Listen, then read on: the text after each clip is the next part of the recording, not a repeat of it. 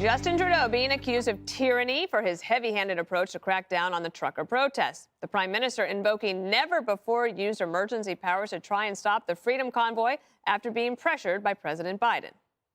We are not limiting people's freedom of speech. We are not limiting freedom of peaceful assembly. We are not preventing people from exercising their right to protest legally. We are reinforcing the principles, values, and institutions that keep all Canadians free. The Canadian government also going after the truckers' money by threatening to freeze protesters' personal bank accounts if they do not comply. This is about following the money. This is about stopping the financing of these illegal blockades. If your truck is being used in these illegal blockades, your corporate accounts will be frozen. The insurance on your vehicle will be suspended. Send your semi-trailers home. And Trudeau expanding money laundering and, quote, terrorism financing rules that deal with online fundraising. Protesters are calling it a power grab, but Trudeau is not backing off. I mean, there is another alternative, Jesse, like they could talk to the truckers and maybe come to some sort of They don't negotiate with terrorists. Since the provinces are already peeling back these mandates. Right, yeah, they said Trump had a thing for dictators. What does Trudeau have? He's got a little bit more than a thing here. This is what happens during the pandemic. They kind of discovered these emergency powers that were tucked away into their constitutions. And so now they just declare everything an emergency. And then voila, emergency power. Compare everything to a threat or say anybody is racist, boom, anti-terror laws. And that's the problem. This is a sad day for North America, and we've had many sad days here in North America. We're not subjects. You can't rule us by force. Trudeau was doing the right thing up until this point in terms of action, not in terms of language. He was letting this play out peacefully, and that was going someplace, I think, until Biden got on the horn and pressured him to throw down against his own citizens. Congrats, Justin. You're the first foreign leader to ever listen to Biden. Good luck with that. These banks, I'm disgusted with this freeze. Yeah.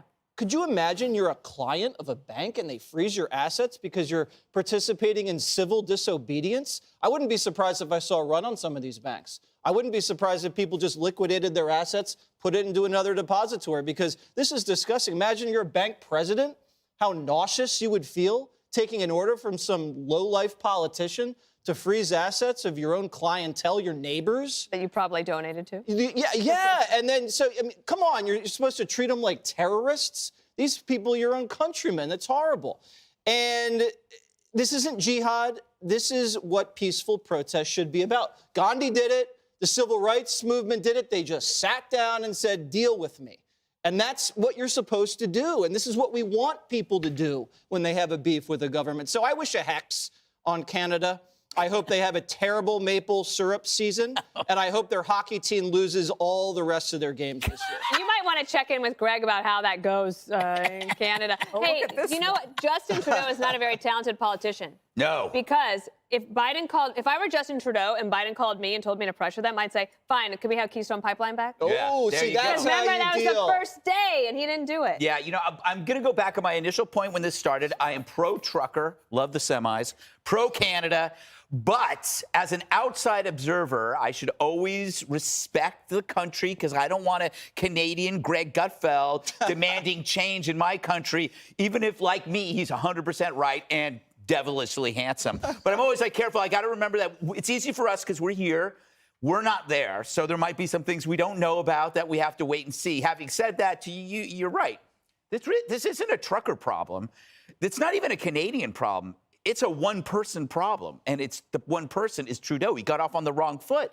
He chose the deplorable foot. Yeah. Instead of persuading, he denigrated, and he dug a hole for himself that's beginning to look like a political grave, because I don't think he has the gumption to admit that he should start over. Like, maybe it's time to start over. But if you look at him, I was, making jokes while we were watching him. His stature has shrunk. He's not a prime minister. He's like a bass player in a cruise ship wedding band. He's a teacher's assistant in gender studies at a local college. You know, he's a tour guide at Universal Studios who's never around. If he's the Prime Minister of Canada, then so is Shaggy from Scooby-Doo. This guy is done. And the thing is, I think he is done because the amazing thing is he's responding to a cry for freedom, and it could have been very easy, like the mandates are done, we're good, but he didn't. He went full deplorable, and you never go full deplorable. Ask Hillary. You never do that, Judge. You know, the idea that Trudeau came out and he said, look, what I want to do is I want to keep Canadians safe, and they're harming the economy, and they're endangering public safety. No, they're not. They're sitting there, and they're just protesting. And the amazing part of it is Trudeau is now going to listen to Biden. Biden now has the final word on what you should do if someone is protesting peacefully. Biden, the same guy who in the summer of 2020 decided that he would allow people to burn down, you know, streets and businesses and create all kinds of problems and arson and criminal acts and police injured. So Biden's going to call this guy who is dumb enough to listen to him. And the saddest part of it is, you know, when they start going after people's money, understand these truckers work very hard. They are salt of the earth. And they are not people who have a lot of money. They can't afford to protest. They really can't. But they're all about freedom. They're the heroes that we loved when we needed all of those things delivered to us. Yep. Now you're marginalizing them. Now you're really teeing them off. They haven't done anything. There isn't any kind of problem other than than maybe somebody had a flag. Well, that's going to happen in any group. But I think that this is going to get worse before it gets better. Okay, one thing I was also thinking about this, I want to get your take on the financial piece in the time we have, but also the fact that these truckers and all the other essential employees were essential while everyone else that got to work from home waited for their deliveries, were able to go to the grocery store. Then all of a sudden, on January 15th, with the stroke of a pen, all of a sudden they're non-essential, and all of these other rules apply to them. And I think that was the straw that broke the camel's back. Yep. Give you a chance to talk about that, but also, do you have thoughts on the fact that about going after their money? So I'm not bothered by this like you guys are for this reason. You have every right to express yourself. You have every right to engage in civil disobedience, but when you break the law, you're going to get arrested. When Dr. King broke the law, he went to jail. He wrote his second most important document, the letter from the Birmingham jail. It wasn't from the Birmingham convenience store. These guys here, look, I don't necessarily agree with them not wanting to get the vaccine, but they have every right to protest. But when you interrupt and disrupt commerce, when you infringe upon, this is called tortious interference. The judge knows this as well. This is what they've done. Arrest them then. But you can't freeze their bank account. But Jesse, we've been on the show. We don't want it. Some people don't want to even arrest them. I'm just saying follow the law. I'm a rule of law guy. Now, if you believe that the vaccine mandate stuff should be reversed, and Trudeau, go to court. Go elect new people to the parliament or whatever you call it there, and go unelect Justin Trudeau. Now, when the people were protesting against George Floyd and they were breaking into stores and they were engaging in violence, I was on this network saying those people should be arrested. Those people should be held accountable. I came out saying defund the police very early was one of the dumbest reactions to any political crisis that we face. This here, you can't be partial about the law because you like what they're doing.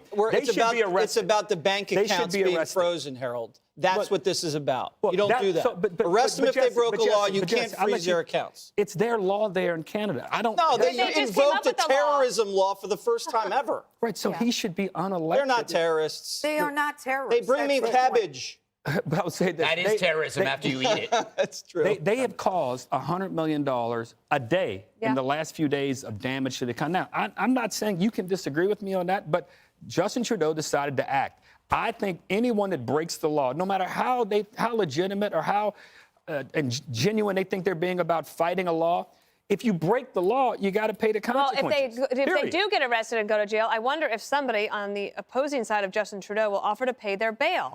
That was wrong, too. Maybe the Canadian Greg Gutfeld. Yes. Could pony up some Canadian dollars. Yes. Hey, Sean Hannity here. Hey, click here to subscribe to Fox News YouTube page and catch our hottest interviews and most compelling analysis. You will not get it anywhere else.